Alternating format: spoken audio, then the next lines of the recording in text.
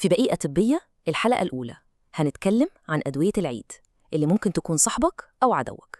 الحقيقة الصدمة إن في العيد ناس كتير بتاخد أدوية غلط تماماً ومش عارفين إنها بتضرهم. قبل ما نكشف الأسرار بسرعة اعملوا لايك وشير وتابعوا الصفحة عشان المعلومات المهمة توصل للكل. أشهر 3 أدوية في العيد: المسكنات، أدوية الحموضة، والانتفاخ. دول الأبطال بتوعنا النهاردة.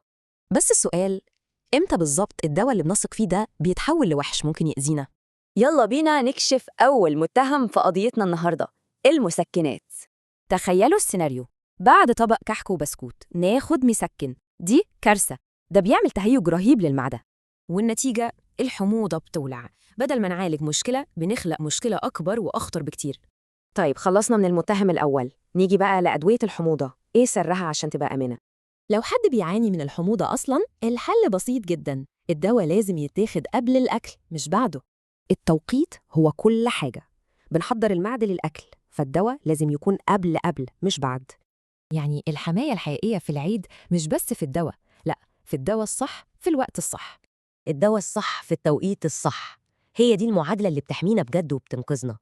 لو المعلومات دي كانت مفيدة ما تنسوش اللايك والشير ومتابعة الصفحة عشان الكل يستفيد. فكروا، مين أكتر شخص في حياتكم محتاج يسمع الكلام ده ضروري قبل العيد؟